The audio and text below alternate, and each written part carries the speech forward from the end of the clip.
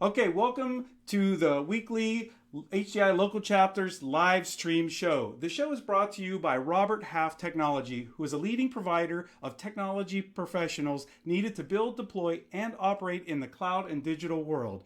Now, today we have two dynamic guests. We have Monica Morrison and Amy Rabold. Amy is the owner and designer of AJ Creations in San Antonio, Texas. She's been an avid crafter, artist, and performer for several decades. Amy has an online retail presence, but recently opened a showroom and a classroom. As an advocate of the arts community, she believes that those who value unique handcrafted creative works also cherish the ability to see and feel them before purchasing. Monica is a dynamic, passionate leader with remarkable strategic vision and focus on customer satisfaction, process improvement, and solutions implementation. Monica has an extensive experience coaching and mentoring individuals and building strong, high-performing teams. And she holds ITIL and HDI Support Center Manager certifications, and she currently serves as the president of the HDI Capital Area Local Chapter, and she is a self-professed professional shopper. Welcome to the show, ladies. Hello. So today we're going to talk about brick and mortar versus online shopping. Now, from an earlier chat that we had, we discussed the fact that most people shop both online and in the store. So, but since this is a Smackdown, we gotta set one against the other. So, I want you, Monica. We'll start with you. Tell us which you prefer, online or brick and mortar, and why. I'll start by saying I did used to be a definite, brick and mortar shopaholic. However, with the advent of the online shopping experience, and then with, I guess, invention, or every add-on, as far as e-commerce is concerned, that was made to make that experience easier. I have just become more engrossed in the online experience, and it's just gotten easier and easier. So with the online experience, that's my preference, due to just the ease of finding what you need, the ease of purchasing. The advertising is just always there, not having to go out and find things, not having to worry about being at a store, not having your size, not having the color, not having things, not having to deal with salespeople. The experience just overall is much more convenient to just be able to do it right from where I am now at my computer, in the privacy of my home, 24/7, 365, 365 days a year. So I've just gotten to the point where online, hands down, beats brick and mortar. So, Amy, I mean, we're looking at you right now. I understand you're in your shop. So tell us, I mean, I I'm am. guessing what your preference is, but tell us why. So yes, my preference is brick and mortar, because when you go in, you don't have to worry what device you're looking at, because in some devices, a color may be a certain shade off, or it may look totally different. Everybody's seen those, what color is it? Is it pink or is it gray type of, what does your eye see? And it all depends on the device that you have as well. And so when you go into a store, you can actually see what's there. You can feel it, you can see the quality. And in my case, by somebody coming in here, they can see what I have, and we can discuss. They're like, oh, okay, I like this, but I want this and this instead. I want it in this color. And then I'm able to go ahead and custom design something for them that looks similar to maybe something I already have on the shelf. And so I like that aspect of being able to walk in, being able to talk to somebody, an actual person that knows what they're doing, that knows product, and to see an actual color. So you bring up a good topic. You talked about somebody that knows these things. So, Monica, on the online side, how do you know what you're getting, like the quality or the way it is? Right. I depend heavily on reviews.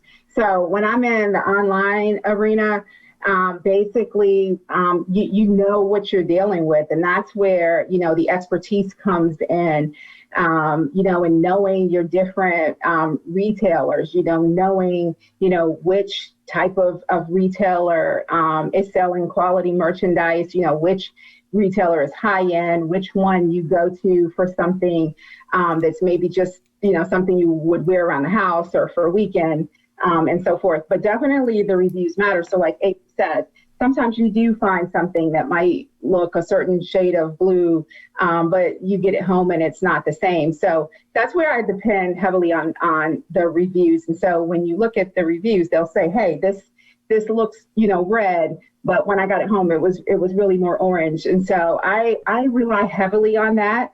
And when you go to those retailers, like for instance, Amazon, you'll usually find the really popular items have hundreds, if not thousands of reviews.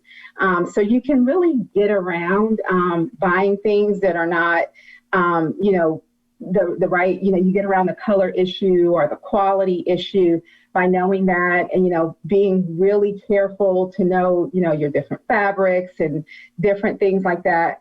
But also, the more that you shop with a particular retailer, you get to know the quality of their items, designers and brands and different things like that. So it comes with, really being a professional and the amount and the quantity of what you buy, and the more you frequent certain retailers. True. Yeah. Now, Go ahead, Amy. Go ahead.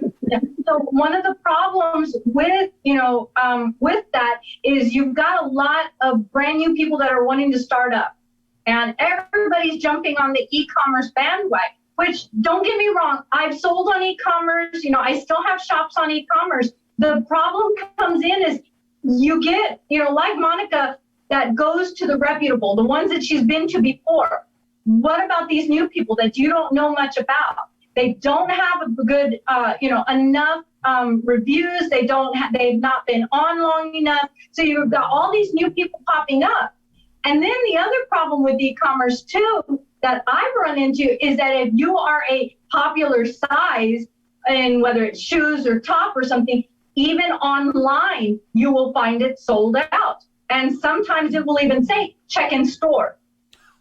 So, they're still relying on the brick and mortar. Brick and mortar, I think, is going to be the way for the small business, the handcrafted. I think we're going into the maker movement even more. That's where the maker movement is going to get that big push, because we've got a lot of home entrepreneurs, a lot of people, now that the pandemic has happened, a lot of people are working from home. What can I do from home? I lost my job. Oh, let me make jewelry, let me make cakes, let me make, whatever they want to make. And so that's where you're going to start filling up all these businesses that have closed, the brick and mortars that have closed. All the makers are going to start coming in. So the owners are going to have to lower their rents a little bit in order for the makers to come in and make these shops and get things going again. Because when you're an owner of a brick and mortar and you are a maker, there's a lot of possibilities there. You can also say, okay, I'm not going to just take cash. I'd be willing to barter. Bring in that barter system again.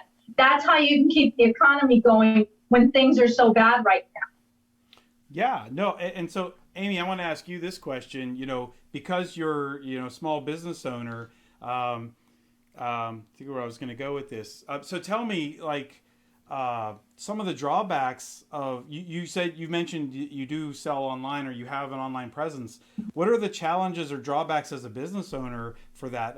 For Monica, I want to ask you the advantages of shopping online, because I know some of them myself, but what are the drawbacks as a business online selling? So the first platform that I started out on was about 10 years ago, which was Etsy, when they very first opened up. I jumped on Etsy. I was doing great on Etsy. Everything was great when it was a small community. Then they went public. And after going public, not just do you pay your fees and your monthly fees, each sales fee, but now they're starting to add those fees to your shipping charges. So I was shipping all over the world. It was great. I had sales here in the US. I had them in the UK, in Canada, in Southeast Asia, in Australia, my products were getting out all over the place.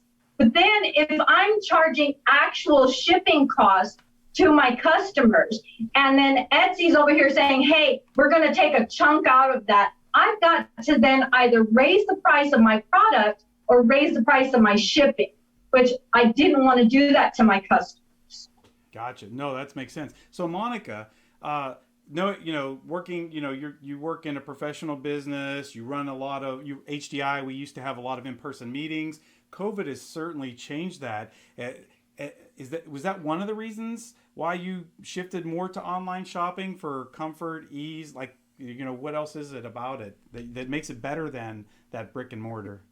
No, I have been doing that long before. Just a lot of it was, like I said, just better selection, just more availability. Again, just a lot of it was lack of selection. One of the things that's funny that Amy mentions, having a small business.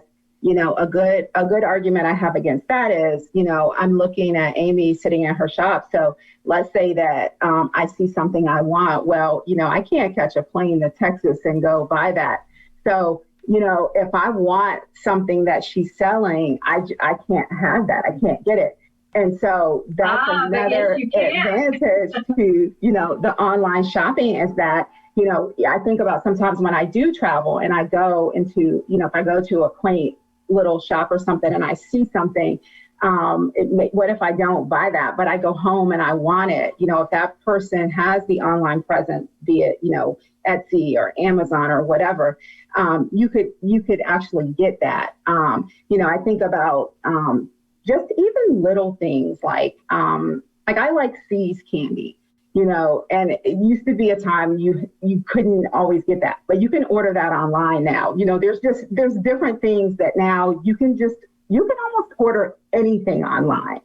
So you don't have to sit in the store and buy it. And there are some advantages, to that experience, but there's just so many things that you used to have to go into brick and mortar to get that you can now buy online. And so it's not that I don't understand what Amy's saying. I do get that, but I feel like it helps in a lot of ways when you have the small businesses that if you can have an online presence, and you don't have to pay the rents and the electricity and all of those things that go with the brick and mortar, and you could set up in your house and then ship those things. Oh, it doesn't work. Hold on. We tried that. Hold on a second. Definitely tried that. Oh, I love this. So hold on a second, Amy. Hold on. So we have 2 minutes left. So just like a debate, I'm going to give each of you a minute to go. Amy, go. Last remarks. Okay. So we tried that, and I have too much product, too many supplies to be able to live in the house and work out of the house. Everybody was getting mad at me. Things were living room, dining room, kitchen, everywhere. So I do have an online presence. So I do have my shop, my business page on Facebook. I also have and am getting ready to fill my Amazon handmade store. But I do have my brick and mortar. And on Facebook, you can do live shopping. So I can still ship anywhere. People can see what I have when I do a live online shopping. They can tell me, oh, well, I want this or I want this. Great, give me your information. I send you your invoice, you pay it, you pay for the shipping, and I send it to you. Doesn't matter where you're at. Awesome. Monica, 1 minute, go. And that would be my preference because again, pandemic being case in point, I couldn't go in your store, but I could have gotten what I wanted from Facebook or Etsy or Amazon. So, I just still feel hands down, regardless, the online experience is always open, always available. I feel like it's better. And the one thing I did not mention was the coupon aspect. So the savings are much greater with the online experience. The rebates, there are a lot of programs. So I feel like too that a lot of the larger merchants are doing their brick and mortar stores a disservice because they give you so many different types of rebates and coupons and savings options for shopping online. So they have just made it so much more convenient. So again, just like you said, if I were to go to your Facebook page, it would be easy. I would be able to take advantage of your products. but I probably wouldn't have an opportunity to actually go to your store. So again, that's just one of the many reasons that I love the online experience. All right. So before we close out the show, I got to tell you, I'm one of those customers of that big smiley face company, and they've got me spoiled. I recently ordered something online from a different place because that's where I only could get it. And I had to wait 3 weeks for it. I could have probably went to the store and got that faster. So I'm torn. But okay, enough of that. Listen, I wish we had more time because this could, and go ahead, Monica, you can say it. I'm, inviting you on. But Monica, Amazon today. I want to thank both of you. It's been a pleasure actually talking. We had a lot of fun, even though it was a Smackdown. We both had all three of us had a lot of fun. You both had a lot of fun. You were really, good guests on this, and I want to thank you for that. As far as everybody else, I want to make sure you invite you back next week. We're going to have Zach. I'm trying to say Drew. I think anyway. Zach coming. He represents our show sponsor, Robert Half Technology, and he. What the heck is going on here? I got the wrong screen. Okay, so he represents Robert Half Technology, and we're going to talk about finding, interviewing, and getting the jobs in 2021. So welcome everybody back for that show next week. Wednesday, 7 p.m. Eastern. Be here, and we'll have a great conversation about that as well. Thank you.